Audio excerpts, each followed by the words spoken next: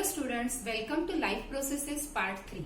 Now in this session, we will discuss an essential life process, that is respiration. So let's begin. The process of respiration is an essential life process because it produces energy, and that energy is required by all living organisms to remain alive. In short, respiration it can be defined as the process of production of energy from food. Production of energy from food, or we can define the process of respiration as the process in which there is the production of energy with the intake of oxygen and release of carbon dioxide. Intake of oxygen and release of carbon dioxide with the help of oxidation of glucose. So overall, the respiration is a biochemical process in which the food product or the food is oxidized to form carbon dioxide in presence of oxygen, and the net gain is the energy that is released by this process. Now in case of respiration, whatever the energy that is released, it is stored in the form of ATP. Now you know that ATP means adenosine triphosphate. Now you also know that this ATP is called as energy currency. Energy currency. Now whenever the ADP molecules are there, that combines with the molecular or the inorganic phosphate molecule, and the energy released by burning of food is stored in the form of ATP, that is adenosine triphosphate.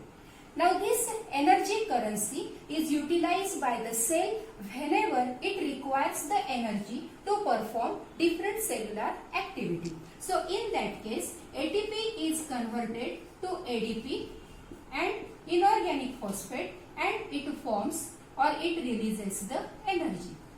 Now here the water molecules are required. Thus the process of respiration involves taking in oxygen from the air and utilizing this oxygen for burning of food and release the energy, and eliminating the waste material such as carbon dioxide and water. Now this overall process it occurs within the cell, so it is also called as cellular respiration. So cellular respiration is a process of taking in oxygen from air, and it is used to release the energy by burning of food and eliminating the waste product, that is carbon dioxide and water. So the respiration is the energy generating or energy releasing process. Now on the basis of whether the oxygen is required for the process of respiration or not, there are two major types of respiration, namely the first one is the aerobic respiration. So in short, we can define the process of aerobic respiration as the respiration process in which oxygen is essentially required. Now here, as we have seen, the end product, that is glucose. Glucose is converted to finally carbon dioxide and water. Now this process occurs stepwise. That initially glucose is converted to, now glucose is a 6 carbon compound. It is initially converted to a 3 carbon compound, that is pyruvate. Then that pyruvate is further converted to carbon dioxide and water. Now this conversion of glucose to pyruvate, it occurs in cytoplasm, and the process here is known as glycolysis. This process is known as glycolysis. So by the process of glycolysis, initially the 6 carbon glucose is converted to 3 carbon pyruvate compound, and further this pyruvate in presence of oxygen is converted to carbon dioxide and water. Now during this process, the energy that is formed is stored in the form of ATP. Now this aerobic respiration totally occurs in mitochondria. So the site of generation or site of occurrence of aerobic respiration within the cell is mitochondria.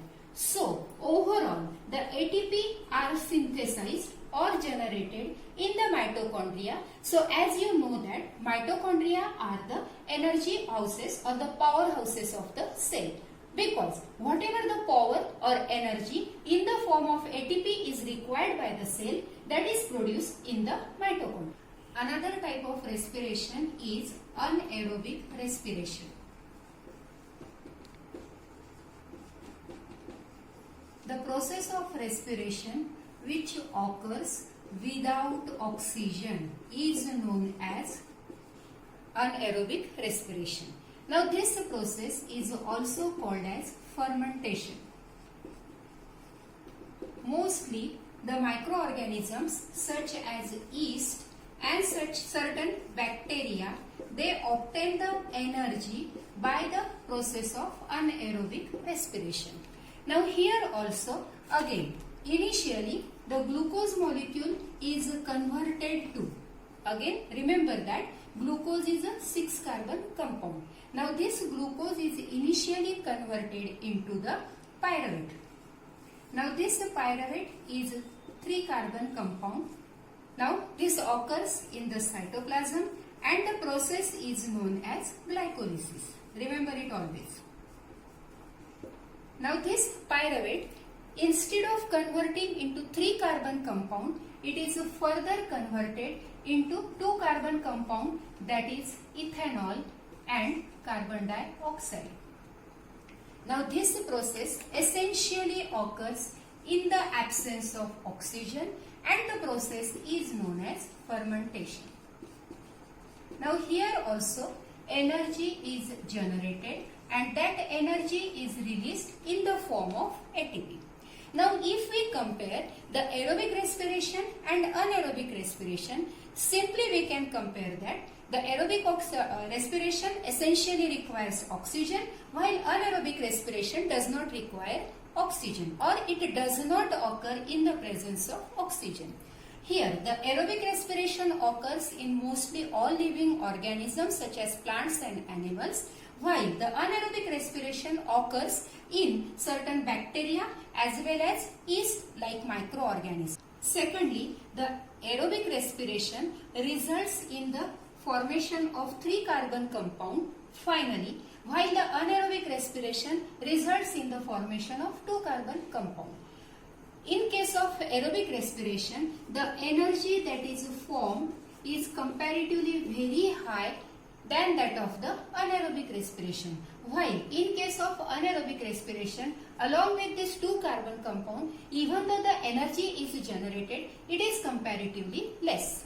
So both the processes that are required for burning the food and generating the energy, but one occurs in the presence of oxygen and another occurs in total absence of oxygen. Third pathway is followed in our muscle cells. So sometimes there is lack of oxygen in the muscle cell. So again the glucose is initially converted to pyruvate, and then further instead of forming either the ethanol or the carbon dioxide and water, it is further converted to another 3 carbon compound, that is lactic acid. So glucose is 6 carbon compound, pyruvate is 3 carbon compound, and lactic acid is again a 3 carbon compound, and along with it only 2 ATP molecules are generated. Now this can be, so the fate of this glucose molecule that is formed at the end of nutrition process, it will be depending on the which pathway is followed. But initially there is a common pathway in which glucose is initially converted to pyruvate. So this is a common pathway and it is known as glycolysis. Now this process occurs in the cytoplasm. So irrespective of whether it is the aerobic, anaerobic or it occurs in the muscle cell, initially the 6-carbon glucose is converted to 3-carbon pyruvate. Now further, in the presence of oxygen, this pyruvate is converted to carbon dioxide and water molecule and the ATP are generated. Here 38 ATP are generated. Now this occurs essentially in the presence of oxygen and it occurs in the mitochondria. So this is aerobic respiration. Now this pyruvate can be further converted into another compound, that is the 2-carbon compound, that is ethanol and carbon dioxide. Now it occurs in the absence of oxygen, it occurs in the microorganisms like yeast cell and it is known as fermentation. And the third approach, that is this occurs in the muscle cells. Again it is in the absence of oxygen, but here it forms the 2-carbon compound instead of the 3-carbon compound instead of 2-carbon compound, that is lactic acid, and comparatively very less amount of ATP are generated.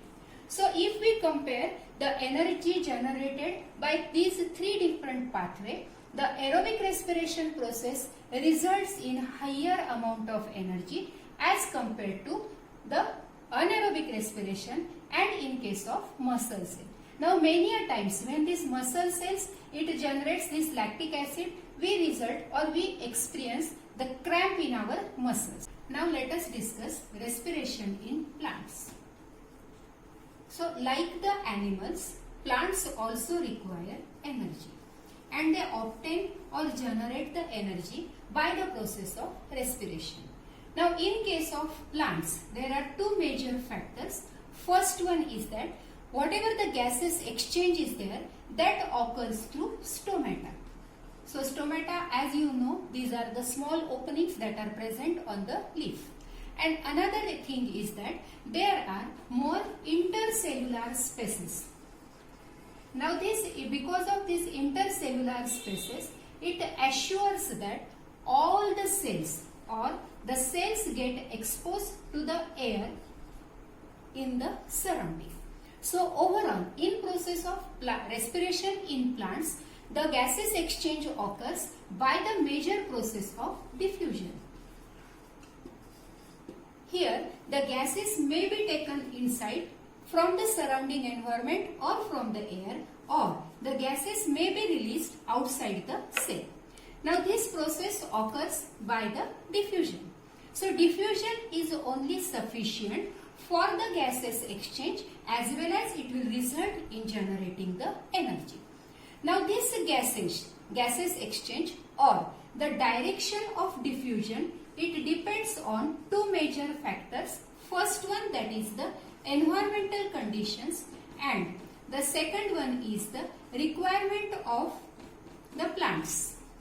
So whether the plants require carbon dioxide or oxygen, and this requirement depends on the condition, that is whether it is day or it is night. Now at night, as you know that there is no light, so no photosynthesis occurs. So photosynthesis does not occur. So the major event during light is release of carbon dioxide in the surrounding environment. This is the reason why our ancients do not sleep under the tree. Now in case of daytime, as you know, light is there, so photosynthesis occurs. So instead of releasing the carbon dioxide, the release or the elimination of oxygen is the major event. Now let us discuss respiration in animals. Now respiration in animals is comparatively a complex process as compared to the plants. Now in case of different animals, they have developed the different organs, or they have evolved the different organs for two main purposes. One, that is uptake of oxygen, and second, to eliminate the carbon dioxide that is generated. Now the process of respiration differs in case of terrestrial animals and the aquatic animals. Now as you know that the terrestrial animals, they breathe in oxygen directly from the air, while the aquatic animals have to depend on oxygen, that is the dissolved oxygen in the water. Dissolved oxygen in water. Now the concentration or amount of oxygen in the atmosphere or air is very high, while the concentration of oxygen that is dissolved in water is very low. Now in order to get the desired quantity or amount of oxygen for generating the energy, obviously the aquatic animals are having comparatively very high rate of respiration than that of the terrestrial animals. So in case of fishes, they take the oxygen or water through their mouth. So obviously along with this water, they will breathe in the oxygen that is dissolved, and then from mouth it is forcefully passed to the gills. Now within these gills, the dissolved oxygen is absorbed in the blood. So comparatively, the respiration in case of fishes is simple, but as the dissolved oxygen is very low in amount, the rate of breathing or rate of respiration is comparatively very high, or it is very fast in case of fishes. Now in all terrestrial animals, different organs are developed for the purpose of intake of oxygen or release of carbon dioxide. But overall, these organs are having the structure so that there will be increased or the higher surface area. Now this is designed so that it will be exposed more to the atmospheric oxygen. Now these organs are to be protected, so these are having the mucous membrane or the membrane that is very thin and delicate. Now why this is thin and delicate? Because the gases exchange, that is the exchange of oxygen and carbon dioxide, is to be carried out through this membrane. So these organs are having very thin and delicate structure, and in order to protect them, these are usually kept inside the body. But the problem arises that how this oxygen should reach the organs inside the body. So the animals have developed various passages so that they will reach the oxygen to these organs, and further the gases exchange will occur through the membrane of these different organs. So first thing, that is the surface area or higher surface area is maintained in these different organs. Then the second thing, that is thin and delicate covering or membrane is there, and it is protected by keeping it inside the body.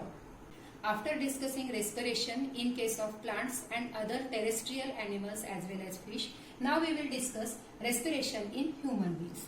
Now in case of human beings, the air is taken up through the nostrils. Now while passing through the nostrils, the air is filtered because of the presence of fine hairs and the mucus that covers. Now from these nostrils, the air reaches into the lungs through the throat.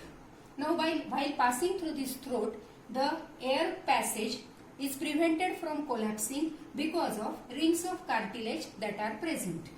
Now within the lungs, the passage divides into very small and smaller tubes. Now these tubes at the end terminate into balloon-like structure that are called as alveoli.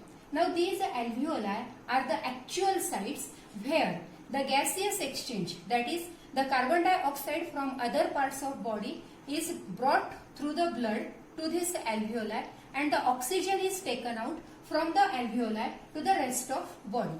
Now thus these alveoli, they provide the larger surface area so that this exchange of gases can occur sufficiently. Now the alveoli contain the network of blood vessels so that they can provide or collect the gases from the rest of the body. Now when the air is sucked into the lungs, then it fills the expanded alveoli and actual gaseous exchange occurs. In the gaseous exchange,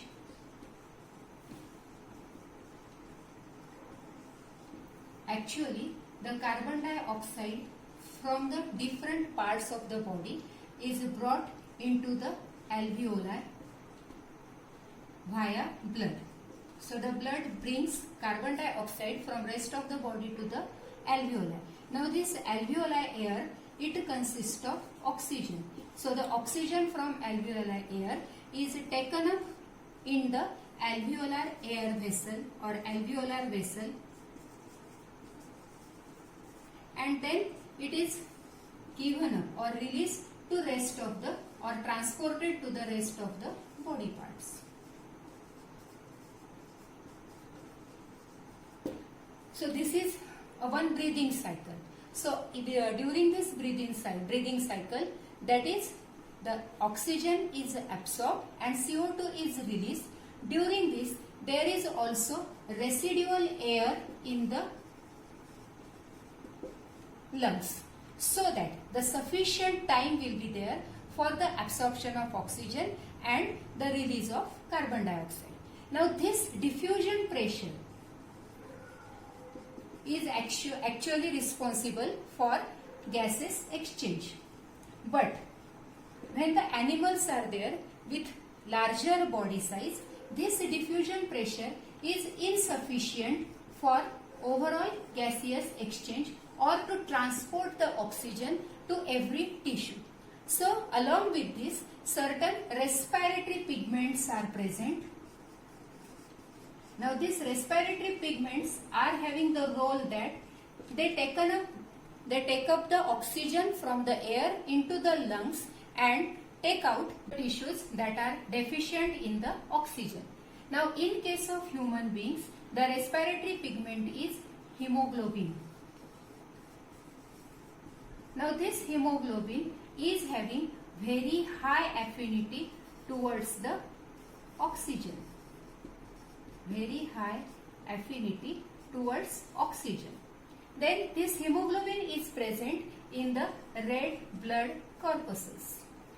Now, if we compare oxygen with that of carbon dioxide is more soluble in the water.